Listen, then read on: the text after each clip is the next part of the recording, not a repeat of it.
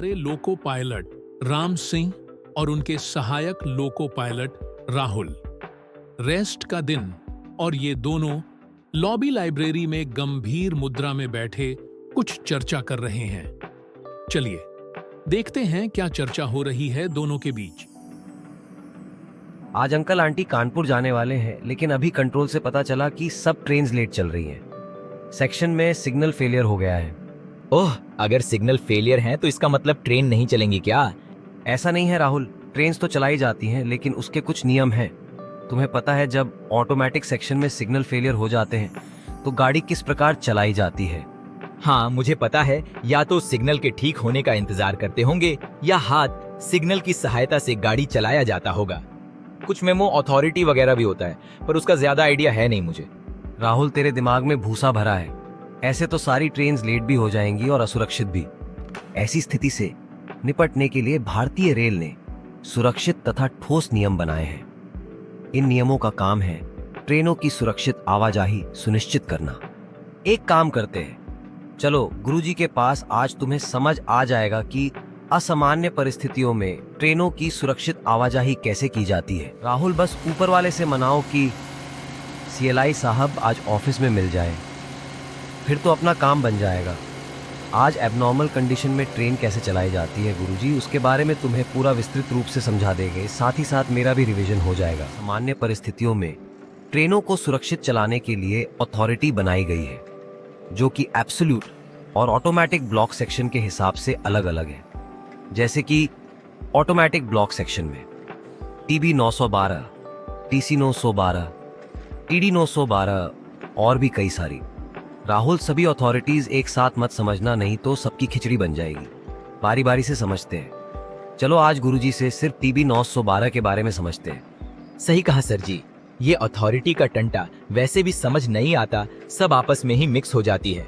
आज कोई होशियारी नहीं करूंगा, सिर्फ एक ही समझूंगा, पर बढ़िया से समझूंगा। हाँ, ये हुई ना बात। आज टीबी 912 को ही बढ़िया से समझो। लो, आ गए गुरुजी के पास। नमस्ते सर। गुरुजी, क्या हम अंदर आ जाएं? अरे भाई राम, आओ आओ। आज इधर कैसे आना हुआ? लगता है कोई गंभीर समस्या लेके घूम रहे हो। बताओ क्या हुआ? बस ऐसे ही। आज राहुल को एबनॉर्मल कंडीशन में ट्रेन्स कैसे चलती हैं वही समझाने के लिए लाया हूँ। क्या आप थोड़ा समय दे सकते हैं? नमस्ते सर। अच्छा, बैठो राहुल, भी कंफर्टेबल। गुरुजी, मुझे टीबी 912 अथॉरिटी के बारे में डिटेल में जानना है। एबनॉर्मल कंडीशन में ट्रेन चलाने के लिए ऑटोमेटिक सेक्शन में कई प्राधिकार पत्र है, जैसे कि TA 912, TB 912, TC 912, TD 912, TE 912। चलो तुम्हें आज सिर्फ टीबी 912 के बारे में बताता हूं। टीबी 912 एक कागजी प्राधिकार पत्र है। लोको पायलट को सिर्फ एक खास अबनॉर्मल कंडीशन में जारी किया जाता है, जब सिग्नल फेल तथा अगले स्टेशन से लाइन क्लियर भी नहीं मिल पा रहा है, तभी इसे दिया जाएगा। सर, थोड़ी सरल भाषा में समझाइए, नहीं तो सब राहुल के ऊपर से निकल जाएगा। ठीक है, एकदम आम भाषा में समझाता हूं। यहां पर एक चीज ध्यान देने जैसा है, सिग्नल फेल होने के साथ साथ कम्युनिकेशन फेल होना भी जरूरी है, तभी टीबी 912 अथॉरिटी दी जाएगी। गुरुजी, थोड़ा विस्तार से समझाइए। देखो, आमतौर पर ट्रेन ऑपरेशन में जब ट्रेन को एक स्टेशन से दूसरे स्टेशन पर भेजना होता है, तो हम आगे वाले स्टेशन से लाइन क्लियर लेते हैं, फिर इस स्टेशन से ट्रेन को अगले स्टेशन के लिए छोड़ा जाता है।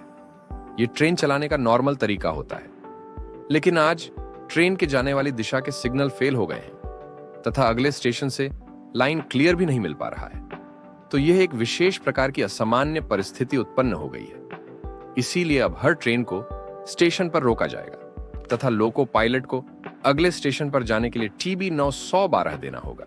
मतलब दोनों स्थिति एक साथ होगी, तभी टीबी 912 दिया जाएगा। ऐसा नहीं है कि सिर्फ सिग्नल फेल है और लाइन क्लियर मिल रहा है तो टीबी 912 दे दिया जाएगा।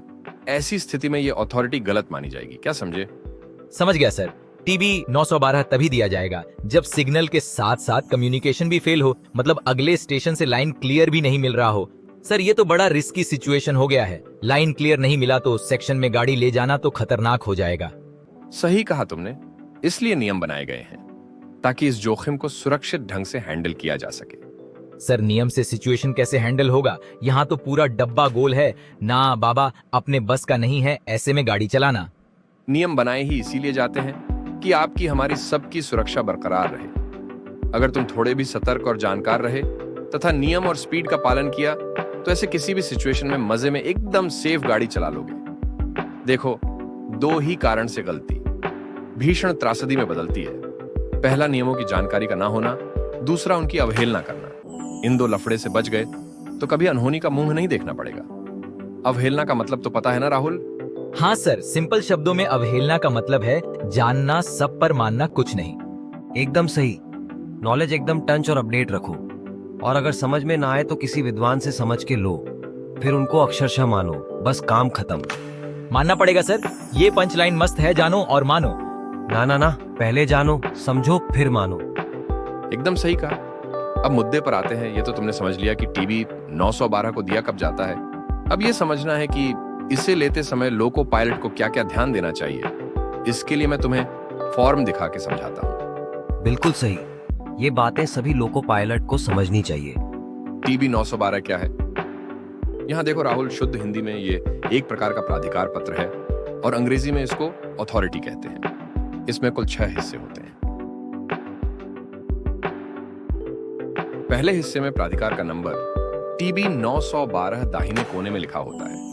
साथ में इसे कब जारी किया जाना चाहिए वो लिखा होता है। दूसरे हिस्से में जारी करने वाले स्टेशन का नाम, जारी करने की तारीख व समय और किस ट्रेन के लिए जारी किया जा रहा है उसका नाम लिखा जाता है। तीसरा हिस्सा लोको पायलट के लिए authority to proceed without line clear APWLC होता है। इस हिस्से में किस स्टेशन से किस स्टेशन तक के लिए यह जारी किया जा रहा है, साथ में अप डाउन दिशा को दर्शाया जाएगा। फिर किस ट्रेन के लिए यह APWLC जारी किया जा रहा है यह भी लिखा जाएगा। सर 1 मिनट, यह ट्रेन संख्या को फिर क्यों लिखा जा रहा है?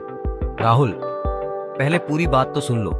साहब अपनी मर्जी से नहीं लिख रहे हैं, फॉर्मेट में ऐसा ही है। बीच में टोको मत, पूरी बात पहले सुन लो। साहब आप आगे बताइए। हाँ, तो मैं कहाँ था? आप APWLC वाले सेक्शन में क्या क्या लिखा होता है वो बता रहे थे। अरे हाँ, उसके बाद उसमें आगे उस अगले स्टेशन का नाम लिखा होता है जिसके प्रथम रोक सिग्नल पर जाकर लोको पायलट रुकेगा तथा नियम पूर्वक उस अगले स्टेशन पर रिसीव किया जाएगा। फिर तीसरे नंबर पर लिखा जाएगा कि इससे पहले वाली ट्रेन को इस स्टेशन से कब छोड़ा गया है, और आखिर में इस असामान्य परिस्थिति के 2 में से उस कारण को काट दिया जाएगा जो लागू नहीं हो। 3 हिस्से पूरे हुए। अब चौथे हिस्से में क्या होता है वो देखो। चौथे हिस्से में सिग्नलों को ऑन स्थिति में पार करने का प्राधिकार होता है। इसमें उन स्टेशन के नाम लिखे जाते हैं जिनके बीच के सिग्नलों को ऑन स्थिति में पार करना है। उन सभी सिग्नलों के नंबर लिखे जाएंगे जिनको लोको पायलट ऑन स्थिति में पार करेंगे। अब आते हैं 5वें हिस्से पर। इस खंड में उन दोनों स्टेशनों के नाम लिखे जाएंगे जिनके बीच ट्रेन को इस प्राधिकार पर चलाया जाएगा। चूंकि स्थिति एबनॉर्मल है और लाइन क्लियर नहीं लिया गया है, इसीलिए उस सेक्शन में लोको पायलट को सावधानी पूर्वक ट्रेन चलाने के लिए कॉशन ऑर्डर दिया जाता है। सर गाड़ी की स्पीड कितनी रहेगी?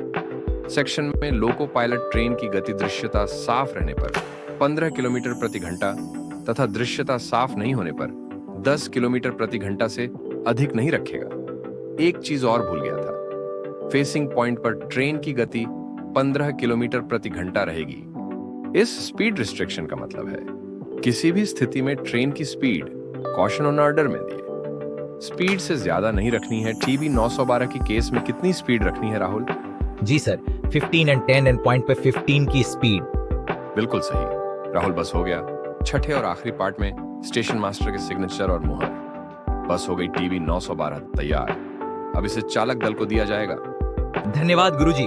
अब मैं टीबी 912 के बारे में पूरी जानकारी रखता हूँ। ये अथॉरिटी तो पक्की हो गई। चलो राहुल, यहाँ आना सफल हुआ, लेकिन इसको लाइन पर यूज भी करना है। बिल्कुल सर, आज तो ये अथॉरिटी भेजे में फिट बैठ गई। अच्छा, जरा शॉर्टकट में समझाओ मुझे। नहीं सर, बड़ा सिंपल है।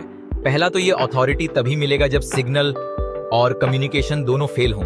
लेते समय अथॉरिटी के नंबर से लेके मास्टर साहब के सिग्नेचर तक सारे 6 के 6 पार्ट को अच्छे से चेक करना है। ट्रेन नंबर, डेट, स्टेशन के नाम, सिग्नल नंबर और सेक्शन में स्पीड 15 और 10 से ज्यादा नहीं रखनी है। बस सिंपल।